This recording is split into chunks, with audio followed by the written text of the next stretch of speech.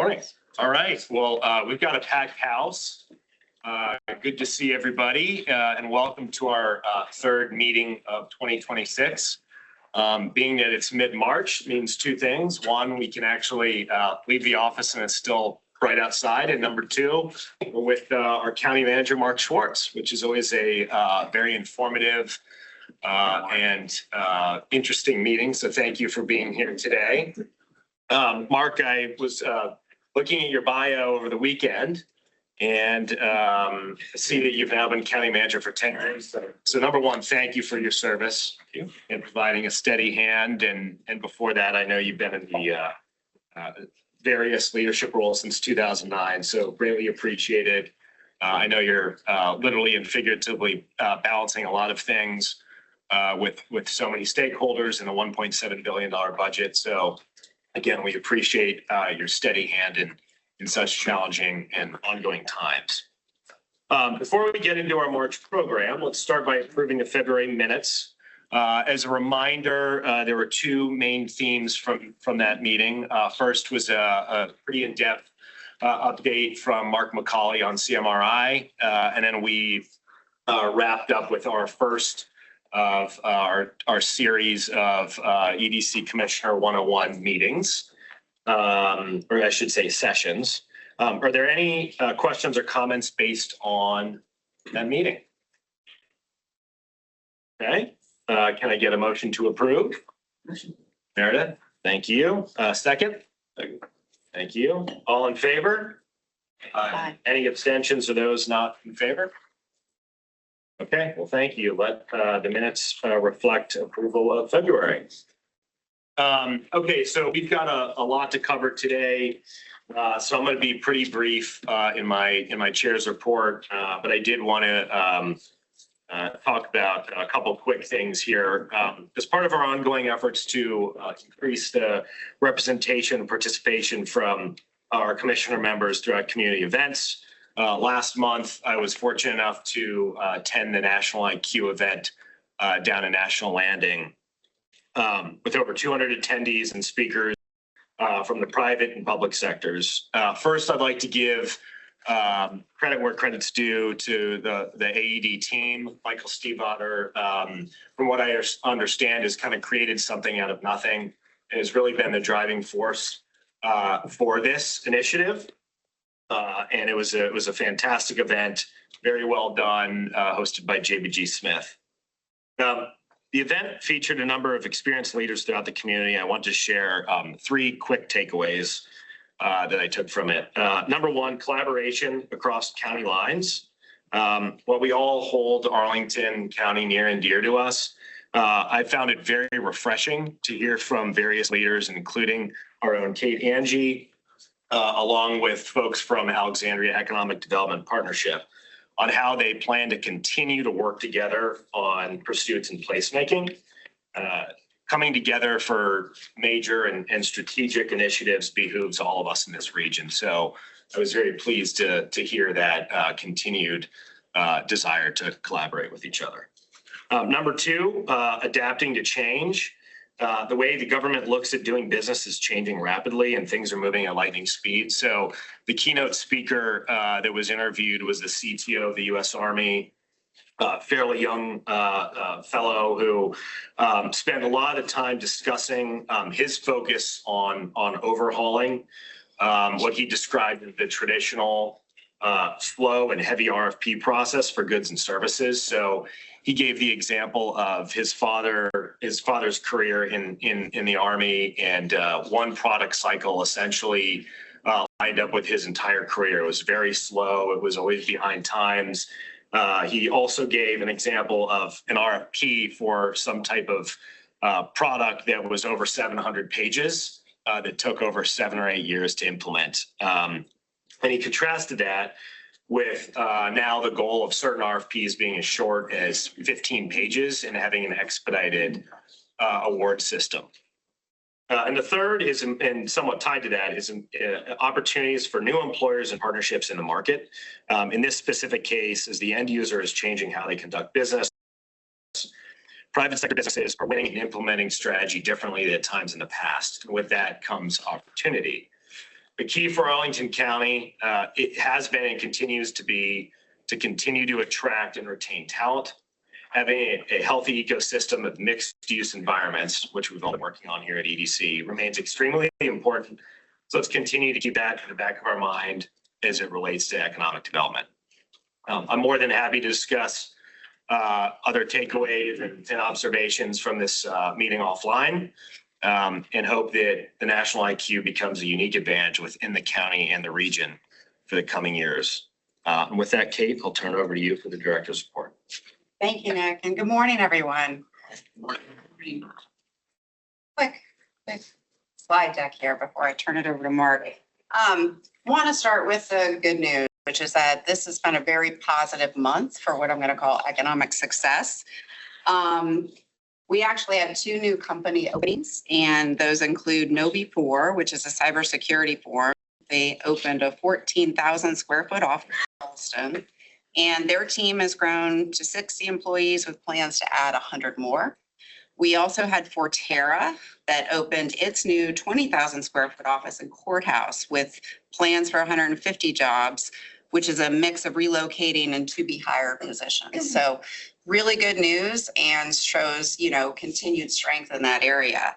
The other thing is what Nick responded to or kind of introduced you all to, which is the National Innovation Corridor Initiative. And this is a significant effort that included efforts backed by founding partners like Amazon, Northrop Grumman, SAIC, Virginia Tech, Virginia Innovation Partnership Corporation, and National Landing Bid. And this project has the potential to really be an economic engine for not only Arlington and Alexandria, but the region as a whole. So we're very excited with the launch of that very successful event. There's also been some progress on small business support. For those that aren't aware, we do something called the Transformational Challenge. And this is an intense 5-week course where we bring 40 would-be entrepreneurs or existing business owners and kind of work them through some training. And then at the end of that, they will be doing a pitch event to compete for prizes in April. So that work just wrapped up, and we have a great cohort this year, very exciting prospects for our small business community. Some other good news is that we had some legislative success around the potential for additional funds for tourism marketing and promotion. More to come on that, but you all know that there is an opportunity to establish a tourism improvement district, as well as should the community like it, we could make some modifications to the TOT surcharge, which provides the dedicated funding to marketing and promotion for tourism. So hopefully we'll have those 2 tools at our disposal, and we'll continue to work with the private sector to see what's the best mix moving forward. But those made it through so far the legislative process. And then finally, a very exciting project, which is around arts and placemaking, the Look Temporary Arts Experience. This is the reuse of an empty Walgreens site, which is eventually going to be demolished for new development on Langston Boulevard, but it has been created to host an arts experience. So there are artists that are exhibiting there, there are activities happening there, and it was a grand opening weekend with almost 1,000 people that came through at the opening. So very exciting things that are happening, and I'm going to put this in the bucket of economic wins. If we go to the next slide. So against that backdrop of all the things, we're here with Mark joining us today to talk a little bit about FY26 proposed budget. And what I'm going to say is that we are focusing on the fundamentals here at AED. And that's in part due that I think I mentioned at the last meeting, a leaner budget this year than previous years. So our core funding is down about 2.7%, and tourism promotion funding is down about 12%. And as you all are probably aware, our ACBS team is fully funded by those TOT revenues. And with TOT dollars down, that team, is gonna have to do a little bit more with a little bit less, if you will. What we are looking to do through some of these reductions that we've proposed to take is to really focus on how can we rebuild and refocus our marketing and communications team. A lot of what we do across departments, we see as kind of focusing on The existing process focusing on interdepartmental communication and those sorts of things. And we really want to pivot to more of an external marketing and PR campaign and bringing on some outside support for that. So while this is a deeper cut for us, we see that hopefully get some outside support and rebuild and reorg under that budget proposal. We're also going to continue to prioritize our top performing programs. We've talked a lot about what those are, and I go ahead and go to the next slide to just reemphasize our priorities. So 2 big buckets of things for us. Continuing to drive demand. As I mentioned, the National Innovation Corridor is a huge part of that. That also is not something that just Arlington is investing in, but we are positioned now to go after some state funding that could be very significant and continue those efforts. We're going to continue to work with our state partners. As you all know, economic development is everyone's business, and we need partnerships more than ever.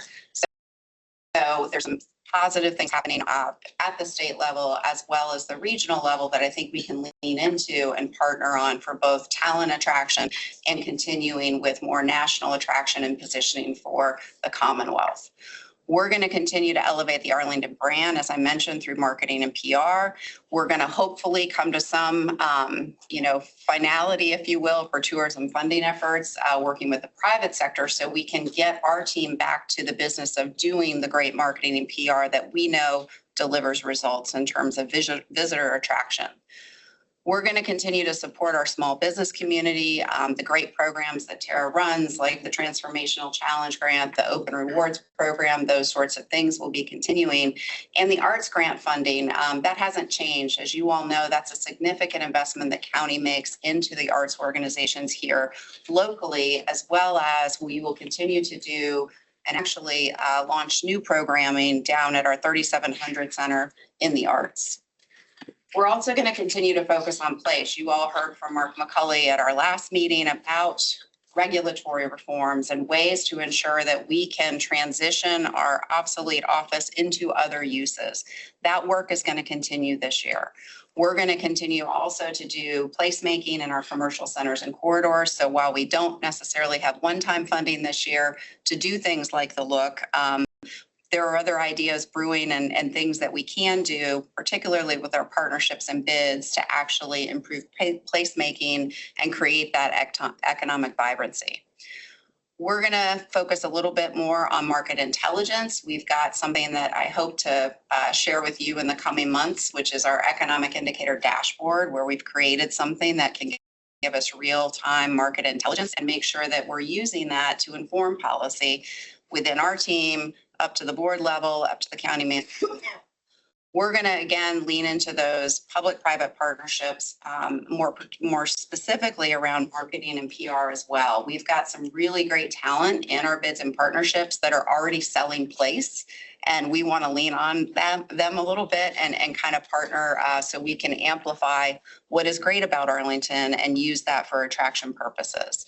And then finally, we're going to be looking a lot to our regional and higher educational institutional partners to start talking more about workforce. As you all know, we're in the midst of a lot of questions about the future of the workforce, particularly in the knowledge economy with disruption and transformation around AI.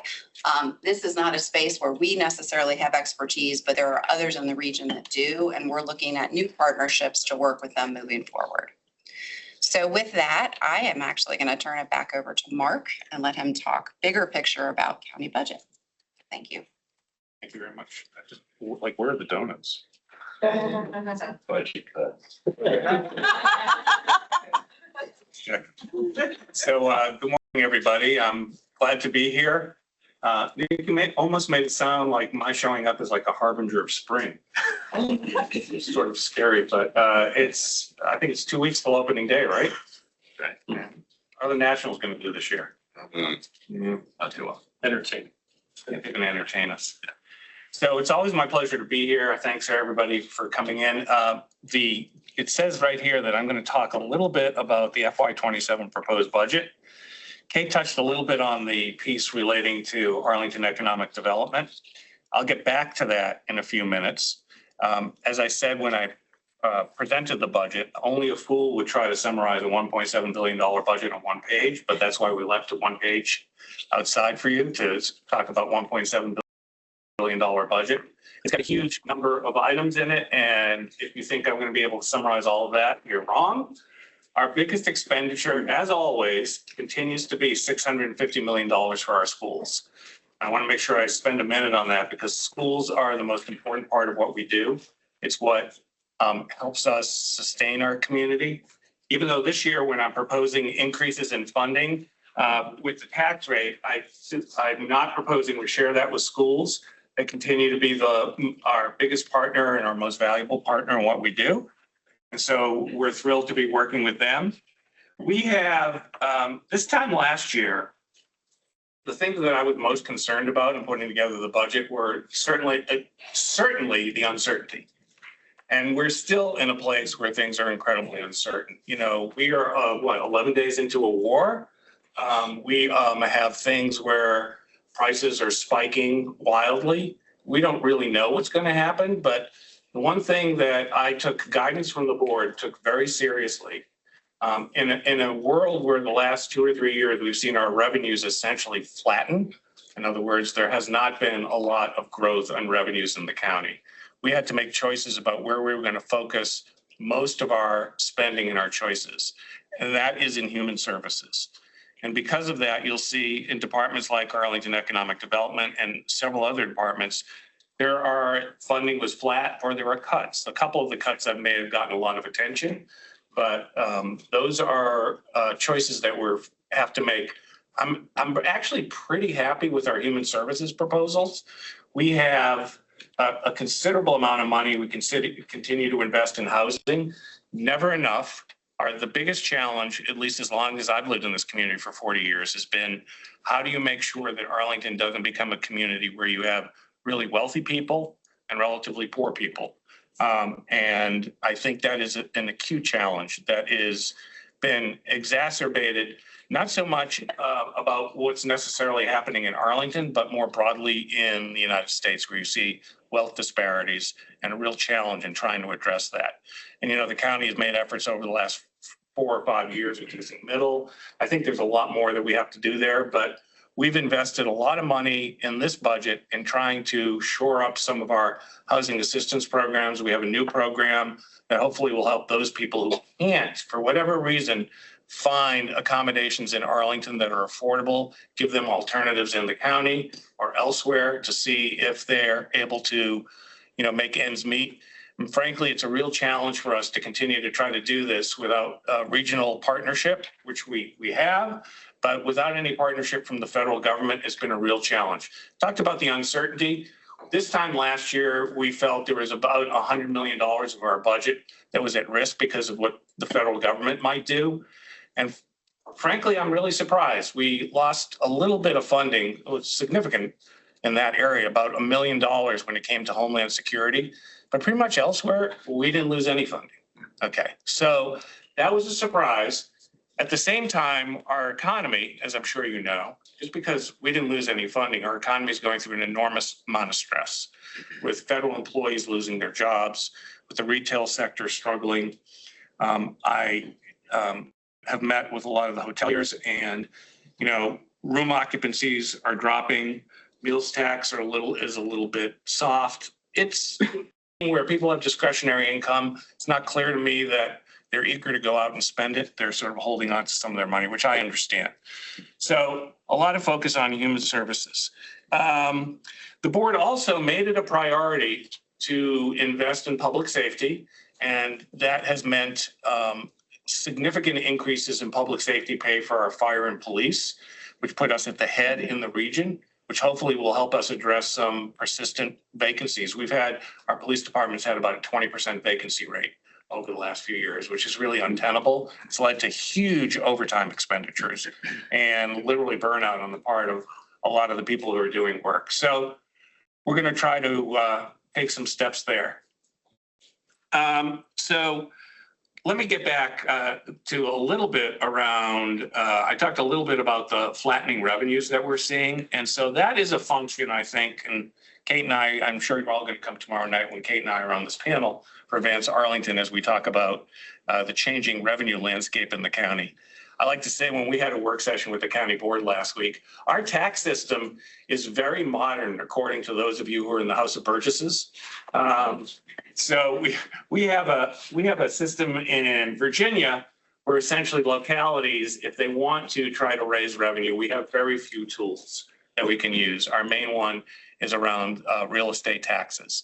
And it's interesting to me because, you know, most of the value creation in the county, I'm looking around the table, I don't see a lot of landowners here, but was based on the theory that the value comes from owning property.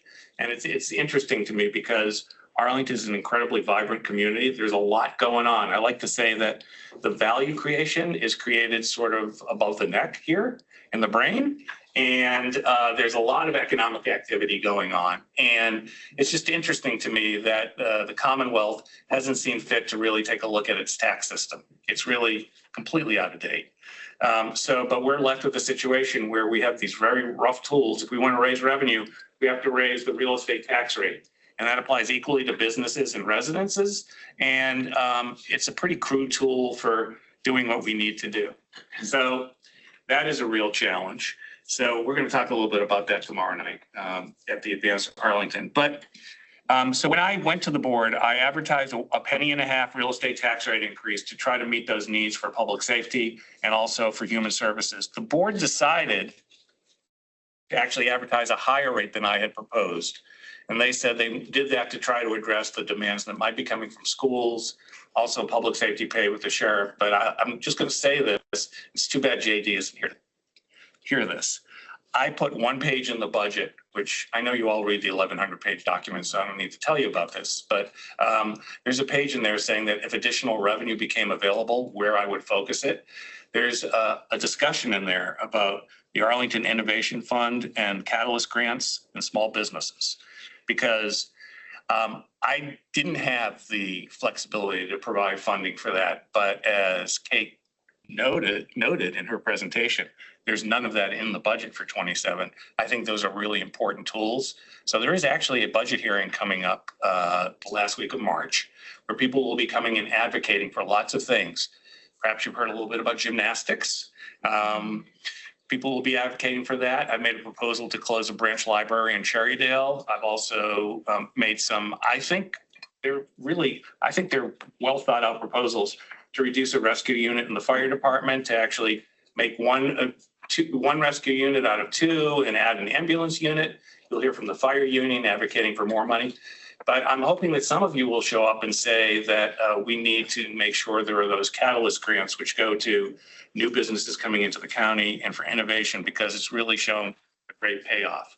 But as is usual, I'm not sure that we'll see a lot of people coming up and talking about that. But I offer that as an opportunity. And in tourism, you've heard a lot what's going on with there. So we've made a lot of progress with the General Assembly.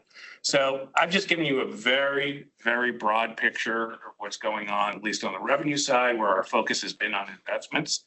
And I'm going to shut up and take any questions from anybody on anything you have. And again, I have just really barely touched on a number of issues that I know are important. So I will let, did you get the first question yet? Because you're in charge. I'm going to open it up. That's a sign of leadership right there. Thank you, Mark. I'm sure there'll be lots of questions, obviously covered a lot in a quick amount of time. So I'll open it up to the commission here. Kaylee McKenna. So I deeply appreciate the position that you're in. So I really thank you for making very thoughtful recommendations and how we run the budget. In my background, I was a part of a team that led the Air Force budget. So we had a $1.1 trillion portfolio, and you can't make anyone happy. You just have to make I did a good job. So, yeah. So I really appreciate the position that you're in. And I also appreciate the focus on schools. As someone who moved to Arlington personally because of the school system, I appreciate prioritizing that. One area I would love to get your thoughts on is the importance of community efforts. And from my understanding, when we had to make decisions in the Air Force, oftentimes things that were cut were things that didn't have a ton of advocacy for because it was communally shared. The benefit was communally shared. And so I'm hearing concern about the library decision to close the library in Cherrydale, as well as, like, for example, a woodworking studio at the TJ Wood Shop. And I see these as examples of places where community can gather. I know a lot of you have heard of the importance of a third space. So it's beyond work and beyond home. Where can you go to gather? And I know we have a lot of opportunities for commercial spaces, but it's the publicly funded spaces that I find so valuable for the community. So I'm curious how you're thinking through, because you discussed the importance, when you describe Arlington, you describe it as a community. And so I just want to make sure we're considering, like, I don't see a section for community. So I'm curious your thoughts on how you're preserving that existential quality of community here in Arlington. Well, thanks for that question. And so a lot of those third spaces you refer to, which are in our libraries, our community centers, and also in, and I think some of our businesses, are welcoming to the community, provide those spaces. In a $1.7 billion budget, it's the amount of attention, and there's nothing wrong with this, and I completely understand the amount of attention that's been given to essentially $2.5 to $3 million of that budget. Some people have said that that was a brilliant strategy on my part to distract everybody. And if they just focus on the $2 or the $3 million, they'll forget about everything else. That was not my strategy. I will just tell you that after 3 or 4 years of cutting programs, when I'm told by the board that I have to make cuts in every department, the things that are not going to be noticed, they're gone. I mean, we have to actually propose cuts and things that are going to be noticed. So there are people absolutely who are affected by all of those cuts. And I will just put it out there, which is that I had a choice between closing a community center that serves thousands of people, or focusing on a program that serves 150 kids who do gymnastics. It's an amazing program. A third of those kids are non-residents. About 100 kids are from Arlington. The costs of that program are way out of control, and we're not recovering the costs. I'll say, if that space goes away, that means there's, instead of 101, there's 99 spaces in the county for community. And I know that sounds dismissive. It's not meant to be dismissive for the people who are in that program. It's incredibly important to them. Same thing for folks in the Cherrydale Library. We have 7 other places for people to go. And I think that it's okay, from my perspective, that people have to go a little bit further into other places to get that kind of community. A lot of the community happens in the neighborhoods, and the fact that the government doesn't always provide that community, the strongest sense of community I've ever had is with my neighbors and what happens in my neighborhood. So I know that's not going to be seen as a satisfactory answer on the people who are involved in those programs, but I had to make a choice between that and essentially directing funds to people in the community who aren't quite as advantaged. And we need to make sure that we're providing the assistance. Arlington has a 10% poverty rate, and I couldn't afford to make any cuts there. At least that was the direction I got from the board. So the loss of community, I acknowledge that could be part of this, but at the same time, I'm really proud of all the opportunities we have. We have a lot of places for people to go. Believe me, I'm not going down to Barcroft to the gymnastics folks and saying, hey, it's okay, just go over to another community center, you'll be happy. They won't be. So. Mark, if I can follow up on that with community. Over a decade ago, there was a black box theater that was I'm Sarah Barker, and I worked in the arts. Hey, the black box theater. How are your conversations going on getting a performing arts space? Yeah, that's actually what I'm leading to. There was a black box theater that didn't get built. There was planning for it, but instead the county received, I think, 1.3 million. 1.4. 1.4. Rich. And I was told that money is still set aside for potentially a performing arts center. And I just wanted to ask about that because we are making some progress in that realm. Right. So more than 10 years ago, there was a proposal for, and you're all going to know the name of the building better than I can. There's a building that is now currently located at the intersection of Fairfax and North Quincy. It's a commercial space that was built on spec. I think Skanska built it. It's about 22% filled, which means it's 78% vacant. And there used to be a funeral home there. Those of you who've been around a long time, there was a proposal with the original iteration of that building to have a performing arts space in it. And the decision probably more than 10 years ago was to not do the performing arts space, but instead the benefit that was set aside when the project was built is sitting in a fund. It's still there, $1.4 million for arts or performing kind of spaces. At the time, it was for in the Virginia Square area. That doesn't mean that it can't be addressed somewhere else. And this is, if you were here 10 years ago, this was in the age of, trying to walk away from the artisphere and sort of that program there. There's been a long history of failed efforts on the part of the county to provide operating support for a performing arts space. That doesn't mean that it couldn't succeed in the future, but year over year, annual support for a performing arts space is really difficult. This money is meant to be set aside for some capital costs. That was the intention behind it, so it's still there. Great. Tim, I know you've had your. Hey, Mark, Tim Jones. You alluded to this with respect to the tax system. I'm interested in your mind's eye what you think are good ideas for new sources of revenue. I mean, right now we're seeing in the US some funky ideas like the wealth tax in California, where they're looking at going after basically the billionaire tax per se. In Holland, they're going after capital gains, untaxed, basically unrealized capital gains.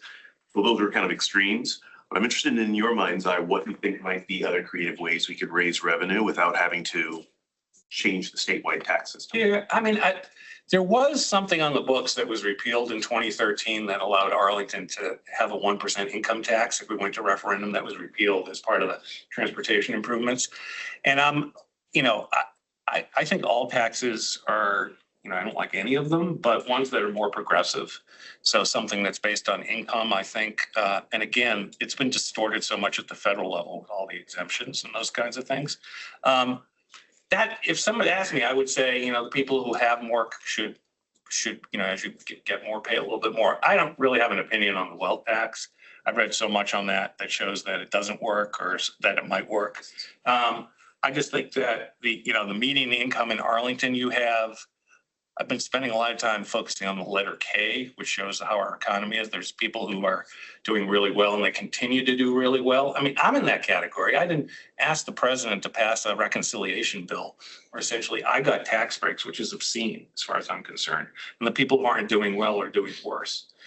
So there has to be some way to address that thoughtfully. I'm not an expert on tax policy, but I do know that if it's based on the amount of real property you own, that for me is just not a good measure of all the creative energy we have in our community, because there's a lot that goes on in our community that it doesn't depend on owning property. I think owning property is a piece of it. So I don't know. Did you have any thoughts? Because I'm always open to ideas. If I can sort of help, because Tim, you asked the question that I had as well. Mark, you admit, Meredith Sumter, very nice to see you here. Good to see you again. And thank you for bringing the harbinger of spring. I don't know if it's the weather or the color of your lovely shirt, but we'll take it. You had mentioned being on a panel tomorrow night with Kate on the changing revenue landscape and how to sort of be on the tip of that spear. And I really appreciate your thoughtfulness. We really need to shift from owning land or owning something to something else. At the same time, you rightfully noted that value creation in Arlington County is increasingly above the neck, and that sort of explains why the school investment is so important to keeping Arlingtonians here and being part of that value creation economy. So I think if I might just sort of, what other revenue tools do you think we should be considering? If we can go a little bit further on that for Arlington County. And then second, I was struck by your anecdote about, the police have been at 20% vacancy, and there are some decisions not to invest or invest enough that might be penny wise but pound foolish. So what other sort of cuts or disinvestments that are currently in the budget give you pause in that same space? Yeah, we packed a lot in there, so I'll try to, the first one, which is, and Tim didn't get to tell me what he thought. You like phoned a friend and said like, Got some ideas. okay. You know, there are a lot of ways to pull money out of people's pockets, okay? I'm not an expert in Europe. They have the value added tax, which I think has a lot of things going for it, but isn't necessarily something that in the United States gets a lot of attention. So there's things like that. I'm going to go to the end of your question there, where you were talked about disinvestment.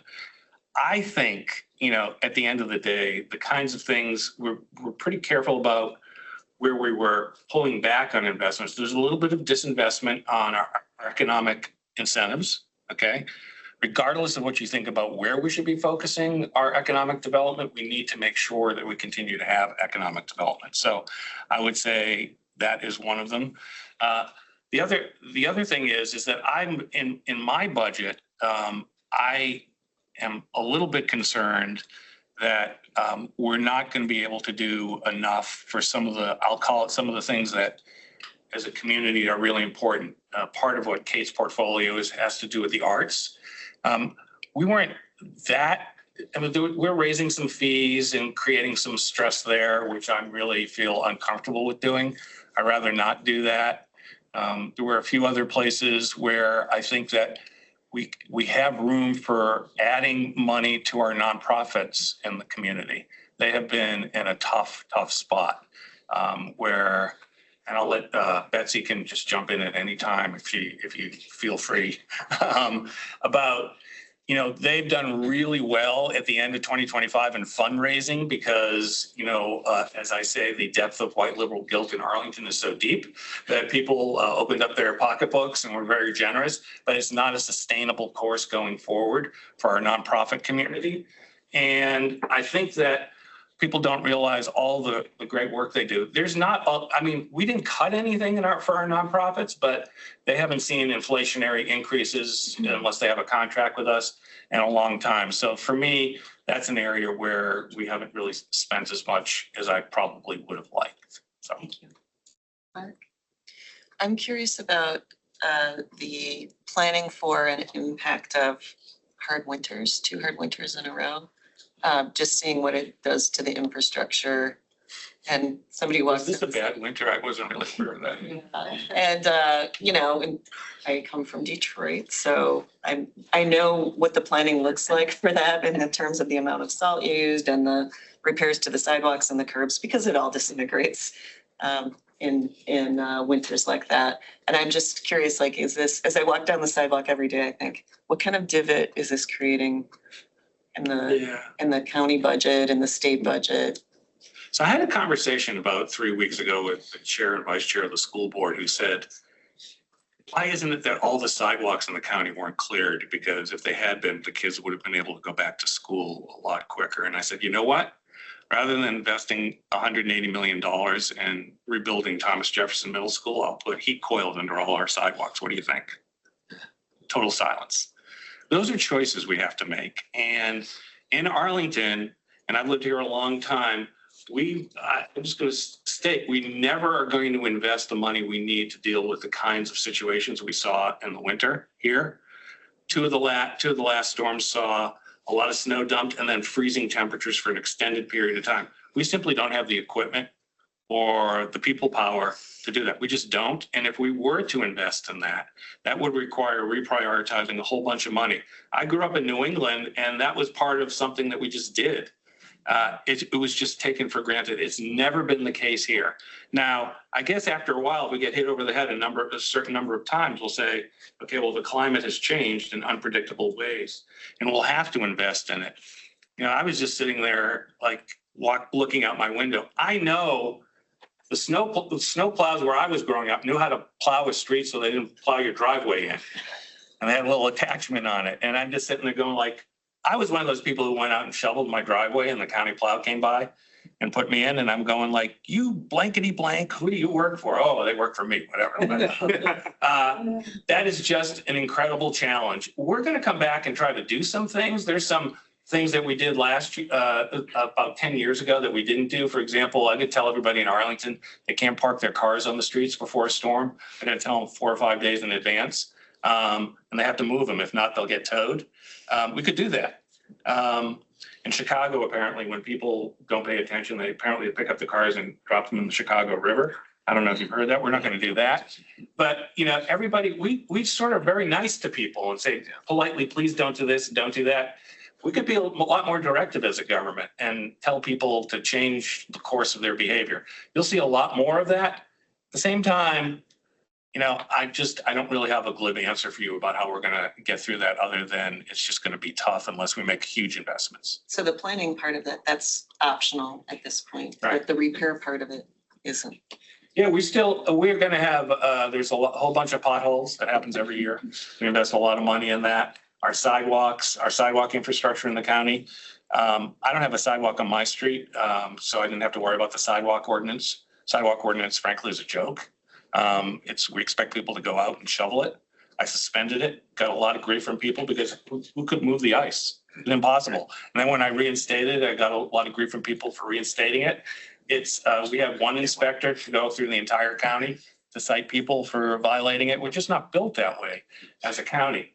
But I think the idea that we should clear our sidewalks and work as neighbors, I don't see anybody here, but some of the civic associations did a phenomenal job with pairing up partners for people who can't do the shoveling. And that sense of community that you talked about was really evident. Nobody came by and offered to shovel my yard. That's okay. But helping each other, you know, the fact that government needs to step in and be the solution everywhere, frankly, to me is astounding that people would think that. People just need to help each other. And I know that's like a platitude, and I feel really strongly about that. Yeah, and we got to do a lot of repair of our roads. So you should all, you know, take public transit. Hi, just wondering if you might be able to share a little bit of context about the kind of real estate tax rate. I hear this 1.5% increase. As you look backward, historical increases, and maybe forward to what you think maybe some thresholds are for families, individuals, businesses, kind of just understand a little bit of how you're. Yeah, so when people are paying their tax bill, the tax rate is only one determinant of it. It's the assessed value of property, and the residential market in Arlington County is still relatively strong. And I've had a lot of conversations with our economic development staff, our real estate staff. What you're going to see is that the cost of a single family detached house in Arlington went up about 3%. And how is that possible when you have this stress on demand, because you have a lot of people who used to make a lot more money who are out of work? The fact is that Arlington, the supply is so constrained that is making sure that the values continue to go up. So I would say there's almost nothing that we can do, not that we should, the residential real estate market is strong and is going to remain strong regardless of what we do, because the supply is so constrained. There's another statistic that came out that I find fascinating called the delisting statistic. The number of properties that are posted and then delisted because people aren't getting what they're asking for, that's a statistic that's tracked. The delisting numbers are as high as they've ever been. So people are putting their houses on the market, and then they're seeing they're not getting the demand, what they need, and they delist it. So that shows that unless people really need to move out of here, they're willing to sit tight and make sure that the prices meet what they have to do. And so part of that is really that's for single family product, for apartments and condos, which, I'm sure you all know this, but the vast majority of people who live in the county don't live in single family homes. They live in multifamily housing. Has really, even with that, even though there's been an increase in supply, rents, which flattened out this year, are just continue to go up. So it's a lack of supply. I actually don't have concerns about the value that's in the market. So what we do with the real estate tax is it's a multiplication of the value you have in your property times the rate. So if we didn't even increase the rate, average assessments were going up a few percent. And that's a little bit of a challenge. When I propose the rate, that means it's going up on average about 4%. And for many people at that part of the K, it's not frankly, I'm just gonna say this, you can even quote me on it. It's not that big of a deal. You can afford it. It's the other people who own the property at the low part that it's a real stress for them. And people who can't make ends meet, it becomes a real, we pass it along to the developers and they pass it along to the people who are renting their properties. It becomes an additional stress. So I hate to have to do it, but it's like, it's the one tool we have that raises a lot of money. So. And Mark, those numbers that you just cited, that is before the count. Well, that is assuming the 1.5%. Yeah. Or 1.5 Yeah. cents. So it could even increase more. Yeah, the Right. board advertised 2 cents, and that's per $100 of assessed value. So if you own a house that's $500,000, you're going to be paying roughly around $5,000 in taxes, a little bit more than that. And I mean, I think you get great services for it. I really think you do. And the question is whether that's the best way to go about doing it. We talked a lot about that. So, I was encouraged by certain people, and I don't really like to do this, to say, well, we're only increasing taxes $420 a year, but that's only $20 a month. Somebody came to me and said, just tell people to go to Starbucks 3 times less during the month. And I go, well, that's really offensive, because for a lot of people, that is a real chunk of money, and they don't have that money lying around. So. And we can't differentiate, those people who are stressed out. We can't say, oh, for you, we'll give you a break. We can't do that. Janetta? And that point about the break is actually where I was gonna go with it. So exemptions, is there any consideration of that? Because as you mentioned, lots of folks laid off. I still have friends who haven't had jobs since March. Yep. Lots of colleagues, small business owners such as myself, who obviously significantly impacted by a lot of the spending cuts as well. And obviously lots of different market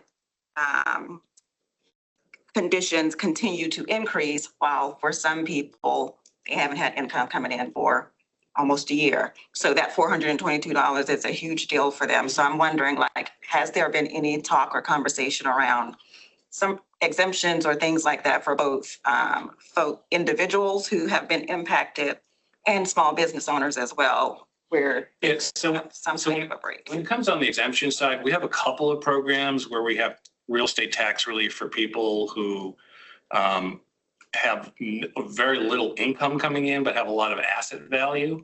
We have a program for that. But what you're talking about, which is a way to provide relief to those people who are affected by an across the board flat rate increase, we have very few tools. The tools that we use are to funnel more money to our nonprofits. I mean, let's just be very direct about this. We had more people showing up at the Food Assistance Center, AFAC, that were former federal employees. And I talked to them, never thought in a million years that they would be essentially the way they said to me. I never thought I'd be in a bread line. I mean, that's the way they view it. And providing assistance on, filling their needs on the other end is essentially what we've had to do and increase the resources there. There isn't a way for us to differentiate based on, the income levels of the asset owners. It's just very, very difficult, which gets back to my earlier comments. On small businesses, and Tara can talk to you about this. Tara always comes up with proposals that are really thoughtful. We want to do more to try to assist businesses, but I think Tara will tell you all the work that she does is to try to give tools to businesses to do a better job. It's nothing in the way of saying, okay, here's some money we're going to give you that'll ease the burden you're facing. We don't do a lot of that. It's really, really hard for us to do it. I just find that, we live in the Commonwealth of Virginia. There's lots of things that localities can't do. And now I'm going to get on a tirade. You have to slow me down, Kate. We send so much money down to Richmond. And we don't see nearly only 30 cents of every dollar we send down there comes back. And we're the economic engine for the Commonwealth. And when we're stressed, people turn up their noses at us, say, oh, you're from Northern Virginia. Basically, they say 2 words. The second one is you. The first one rhymes with chew. They don't care. They don't care. And we're seeing a lot of that. And I just, as much as we can do, we've tried, as I said, focused on those people in our community who are stressed, but I'm going to say right now, it's not enough. Mark, bringing it back a little bit more to economic development. Thank you for being here again.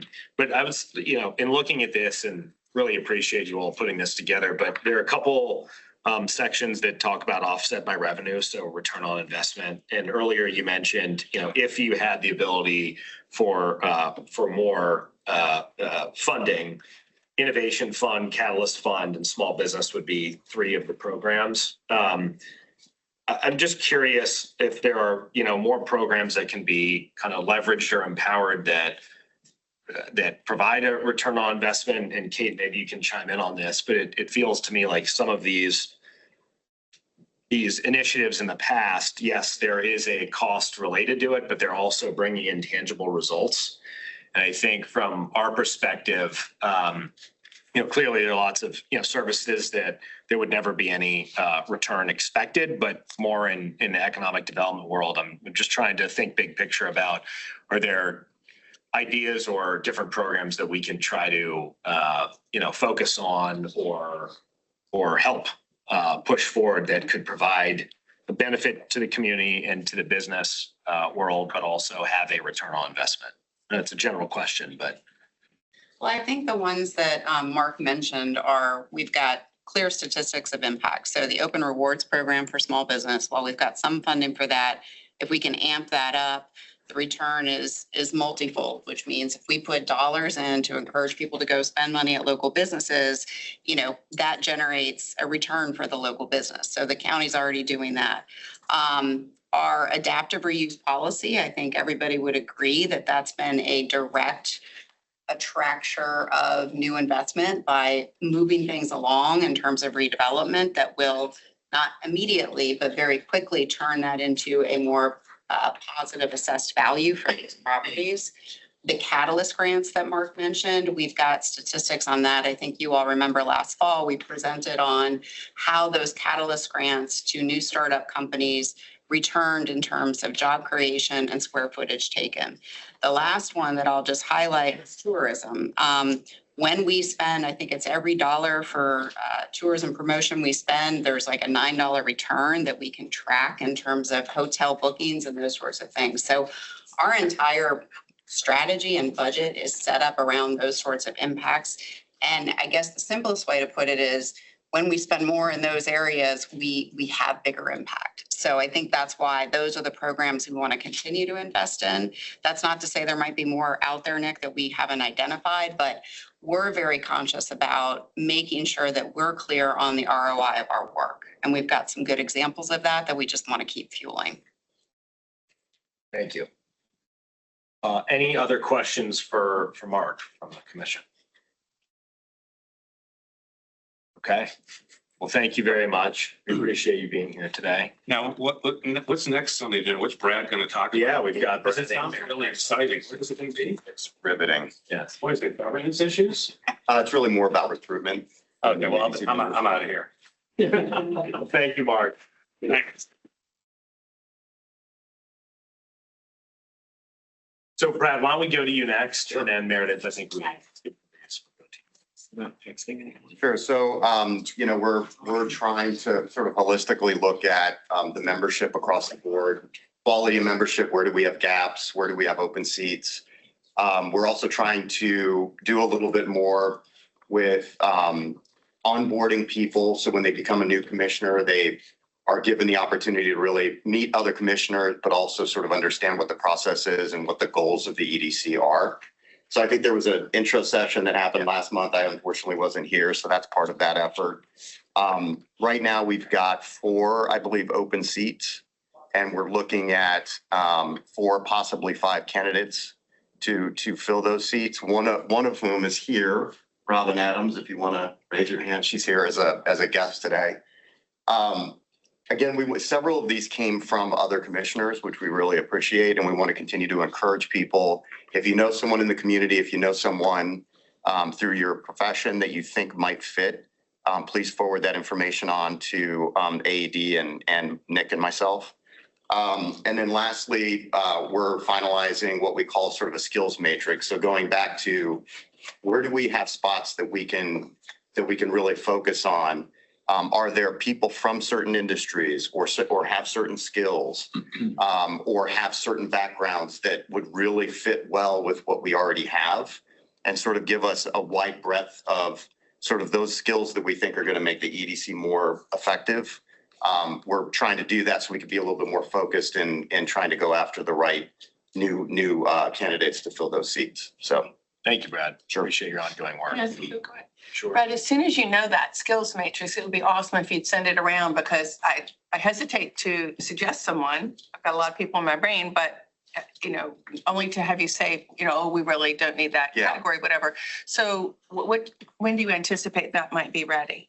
I would say, let us talk about, I don't know that we would share the skills matrix, but maybe what we can do is inform the rest of the EDC in specific areas that The we're actually categories. looking for. Yeah. Yeah, that's Categories easy. that- And will you ask us what skills we believe we're bringing, or are you all making that assumption? That's a great question. I mean, that's a great question.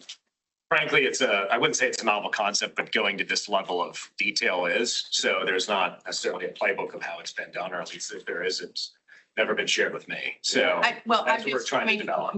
Nonprofit boards do this all the time. Right, yeah, All the time. completely, It's their completely. mode. Yeah. And what's really wonderful about asking is that you frequently get surprised by what's beyond whatever is someone's current position of a skill they might bring, whether it's a characteristic, being an influencer or, something versus just, I know accounting, whatever. Anything that you want to do, or if you want to see some that we've used in our field, I'm happy to share. That's a great question. Yeah, we'll talk about it. Okay. Yeah, I think, again, it sounds simple, but we're trying to create something that's durable, whether or not, No, I any of us are here, depending on. Completely agree who's with here. what you're doing. I'm Yeah. thrilled to hear it. Yeah, I'll actually. be honest too. We also want to be sensitive about sharing, sort of those categories necessarily across. You don't the need to board, share but it. Yeah, I mean, you can use some kind of survey monkey to get what you Yeah, need. yeah. But I don't think you have to share the whole thing. But I think the more you can share, the more information you'll get from us, number one. And number two, the less time it'll take you to find somebody in the area that you feel like would complete it. Because you're right. Otherwise, we end up with groupthink.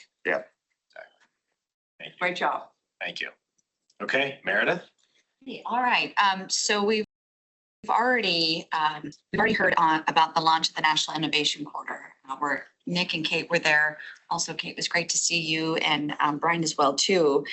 So I wanted to give a little bit of space for Sarah. Were you able to make it to the local pop-up arts? Yeah.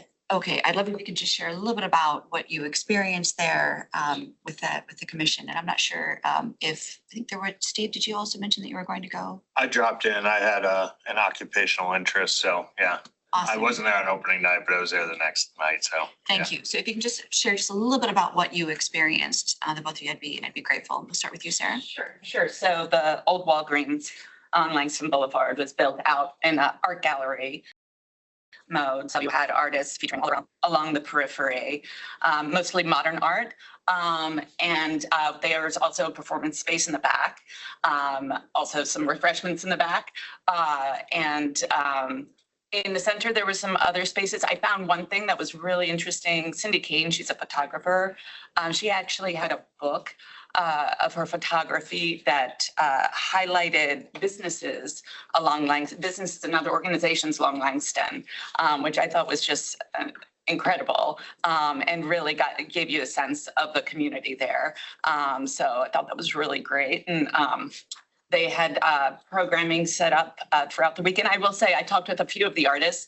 The only criticism really was they couldn't do anything about the harsh lighting from the drugstore. They weren't able to do like a different lighting setup, which if they do something like this again, I would like really recommend there be some thought into that. But I know there was, I also know that it did cost significantly more than what they had the grant for. So some other considerations for the future for these sort of things. But yeah, overall, it's really. Sarah, question for you, just because I don't know too much about it. But how long, what's the anticipated time frame for this use? It was just, what was it, 3 weeks? 3 weeks. It was 3 weekends, Friday night, pretty much all day Saturday and Sunday. It just ended on this past Sunday. It was the last weekend. Yeah. And Stephen, what was your experience? First of all, when I attended, I thought there was a level of joy and vibrancy in the room, which is what, when you get art and community talent and an appreciative audience together, it's exponential, obviously, and that was present there. And I had the benefit, we had Northside Social doing drink service, and then I have an affiliation with Rosanna as well doing coffee service. So being able to talk to those 4 or 5 individuals about what they were hearing, the level of feedback was highly positive. I agree about the aesthetic, obviously, but we talk about repurposing, quote unquote, and that can be a little bit of a, aspirational word. But in this case, while it was temporary, I think it was stimulating. And the good news is that different ideas of different similar types of functions can come out of something like that from an inspirational perspective. So I think it accomplished that goal from everything I heard and saw. Thank you so much. When I was surprised, it wasn't just the featuring of art, but also performances and workshops that were also hosted there too. So I understand the harsh lighting aesthetic, but anything to renew a Walgreens on that corner, that's a beautiful thing. So thank you both very much for that. And Meredith, I think Kaylee had it. Yeah, sorry.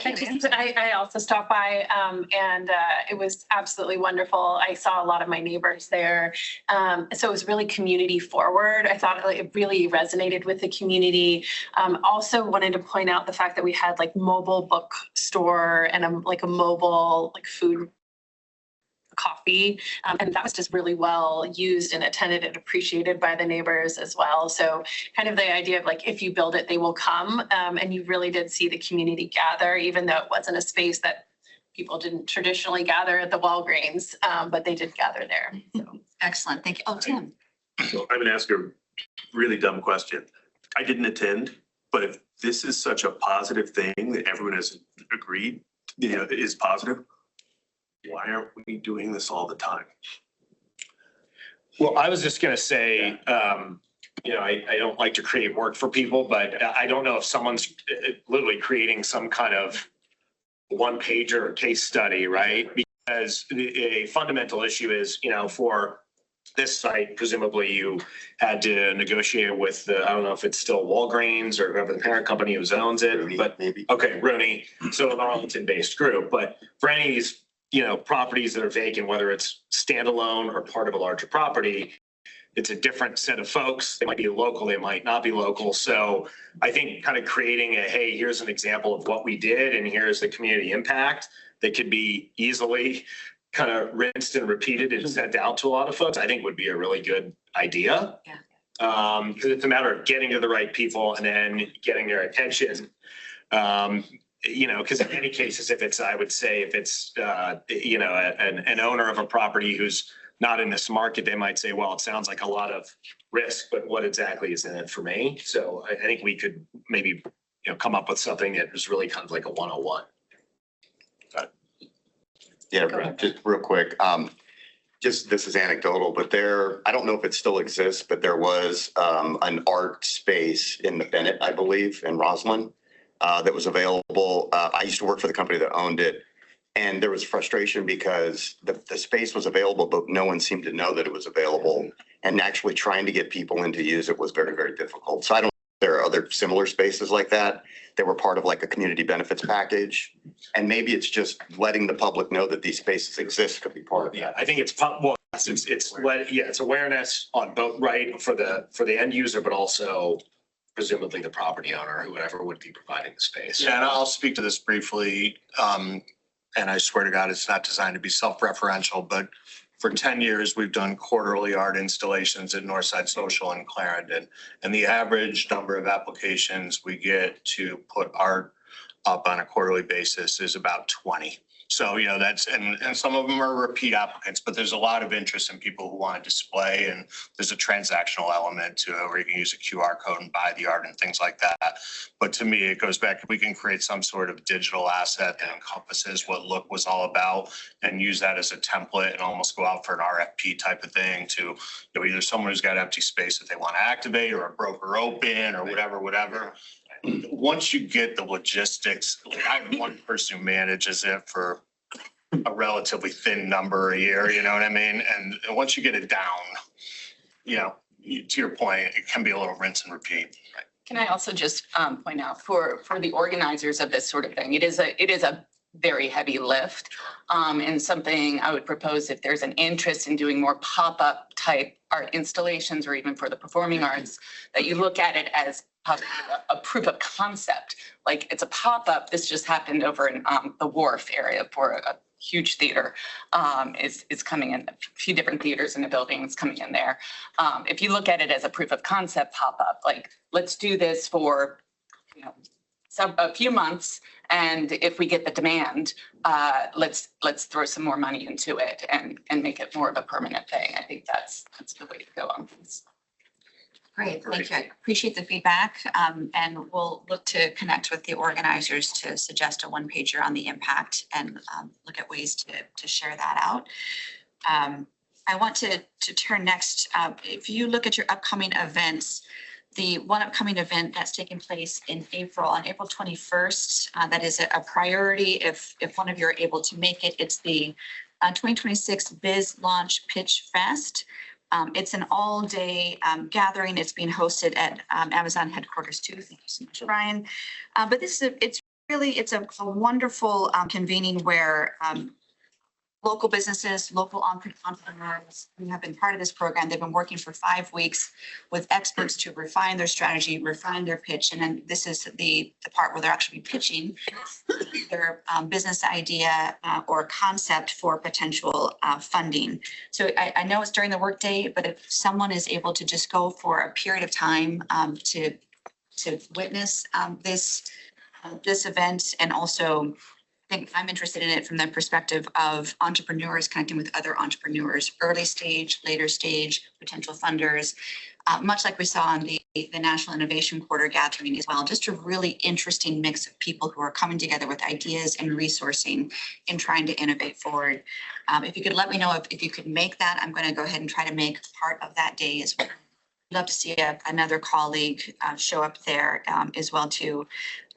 Sarah Barker is now connected with the Commission for the Arts. Tim Jones, thank you for connecting with Chair Monty for the Northern Virginia Regional Commission on AI and the economy.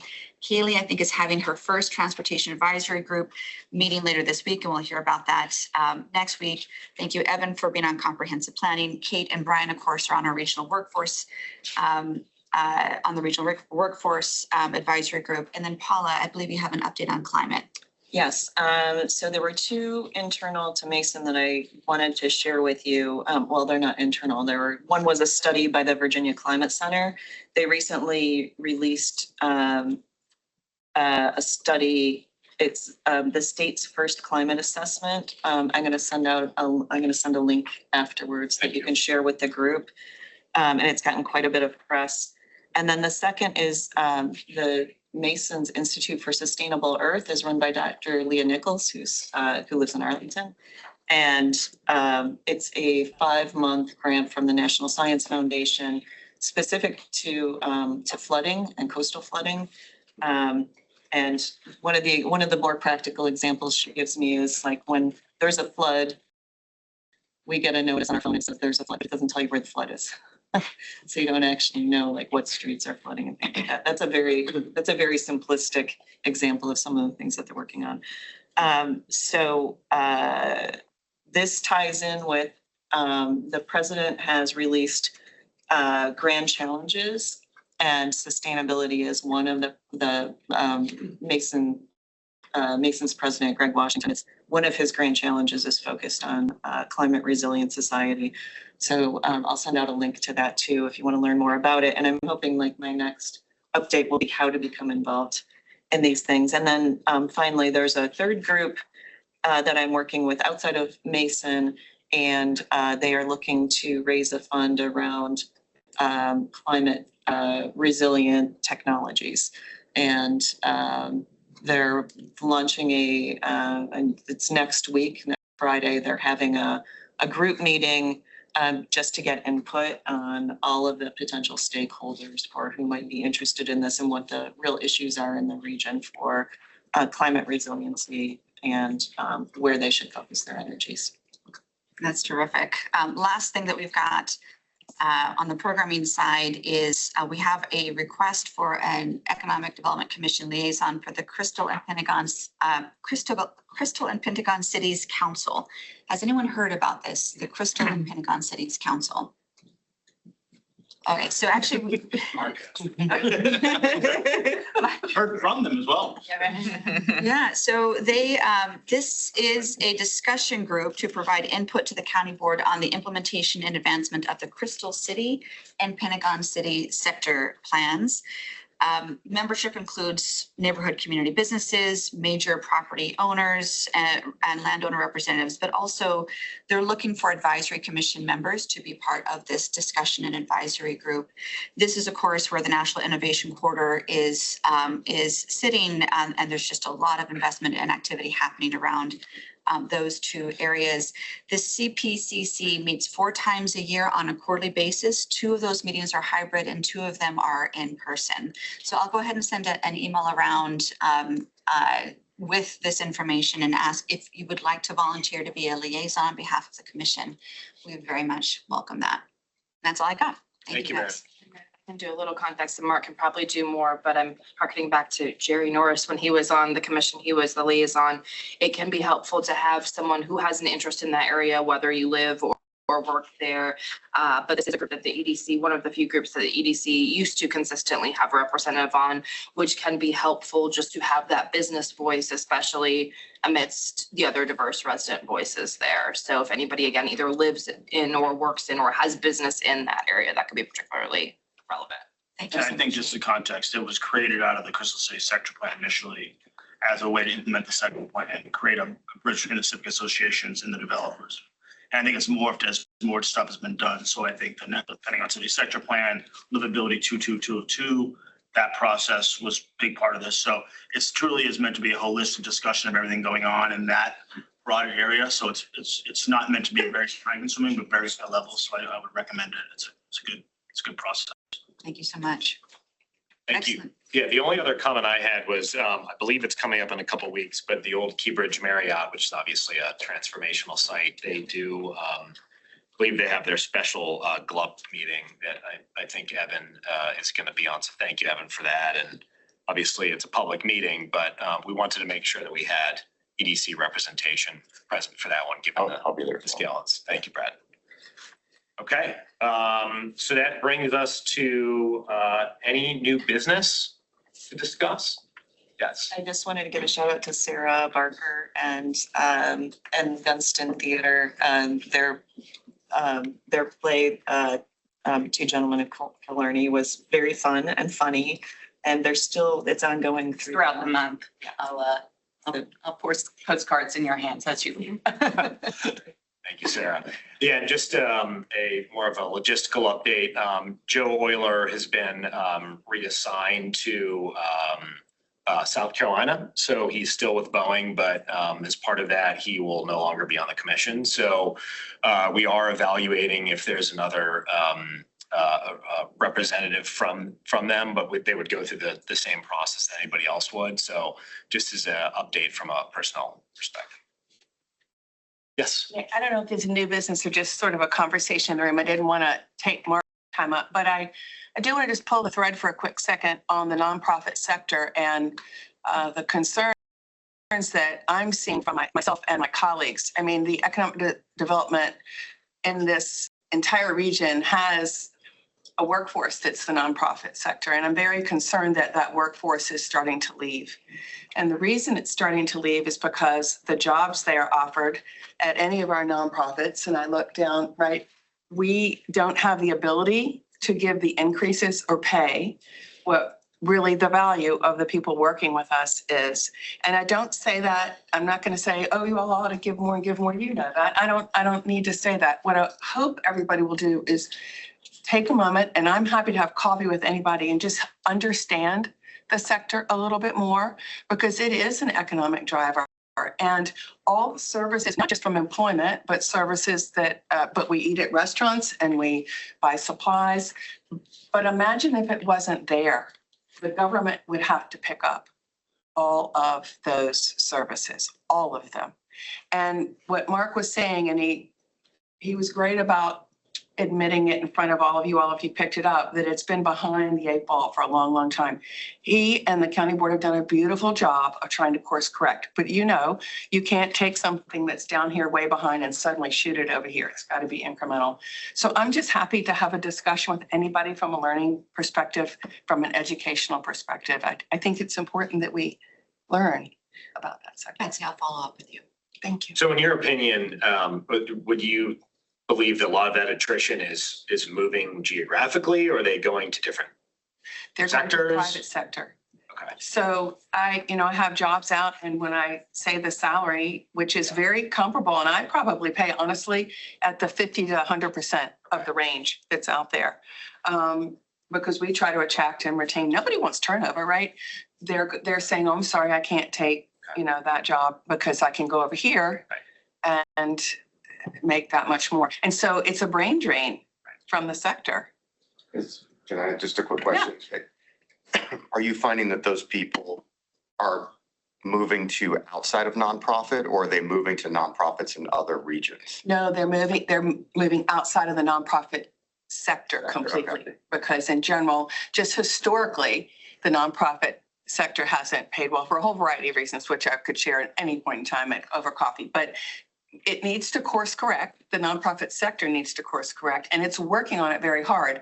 But if you can't raise the revenue to do that, and I think that Mark described, we've got those that are saying things like $20 doesn't matter, cut your coffee. Wait, $20, think of what that is in a raise, right?